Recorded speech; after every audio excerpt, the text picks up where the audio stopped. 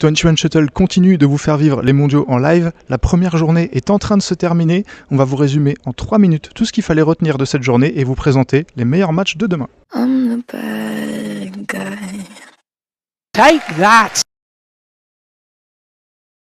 Ce qu'il ne fallait pas manquer aujourd'hui, c'était la grosse surprise de la matinée et même de la journée avec l'élimination de la tête de série numéro 4, Li Shifeng. Il a été sorti par le japonais Yushi Tanaka qui a sorti un deuxième et un troisième set de très très grande qualité pour se payer la tête de série 4. Côté chinois, on a aussi eu l'entrée en lice du grand favori et numéro 1 mondial Shi Yushi face à Lakshya Sen. Donc c'était peut-être le match de la journée. Et même si l'Indien a produit un très bon match, le chinois était vraiment au-dessus et a montré beaucoup de maîtrise pour s'en sortir en 2-7 et pas trop concéder de temps de jeu inutile.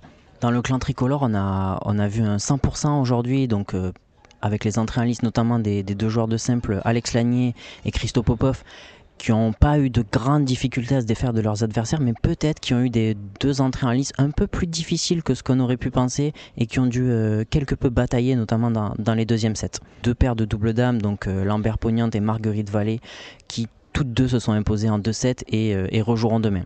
La très belle perf côté tricolore, c'est sans doute celle de Adam Rossi, qui sont défaits des Anglais Easton Green en 2-7, alors qu'on pouvait s'attendre à un match beaucoup plus serré face à une paire européenne de leur même niveau. Et enfin, sans grande surprise, mais la seule défaite côté français de la journée, celle d'Anna Tatranova, qui s'est bien battue dans le deuxième set face à Chen Yufei, mais la marche était vraiment trop haute face à la chinoise et grande prétendante à la médaille mondiale. Et pour les matchs de demain, ça va commencer très fort pour Thomas Junior Popov à 11h30. Il affrontera l'Indonésien Anthony Ginting qui revient de blessure. Ils se sont joués au JO, c'est le Français qui avait gagné. Il partira légèrement favori, mais ça va être un très très très beau match. En double dame, les Françaises auront deux grosses paires à affronter. Baek Lee, les Coréennes qui vont se mettre sur la route de Margot Lambert et Camille Pognante. Et pour la paire Marguerite Vallée, ce ne sera pas beaucoup plus facile avec les Indonésiennes Mayasari Ramadanti. Je pense que ce sera deux matchs évidemment à ne pas rater et j'espère que le public sera au rendez-vous.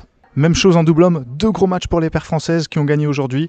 Du côté des frères Popov, ce sera les Malaisiens Man Thi. Et pour Adam Rossi, ce sera les Indonésiens Karnando Maulana, deux paires têtes de série. Et du côté du mixte, les paires têtes de série ne vont pas encore entrer en lice, mais il faudra forcément regarder nos Français, Julien Maillot, Léa Palermo. Ils affrontent une paire thaïlandaise pas très loin d'eux au ranking, ça va se jouer sur pas grand-chose. Et là aussi, ils auront besoin du public pour passer. Vous pourrez les suivre toute la semaine, notamment sur la chaîne L'équipe qui diffuse tous les jours une partie des matchs, mais aussi sur le site de l'équipe puisque la plateforme diffuse une autre partie des matchs, et enfin la chaîne YouTube de la BWF sur laquelle on vous donne évidemment rendez-vous tous les soirs pour nos petites vidéos de la semaine. À demain.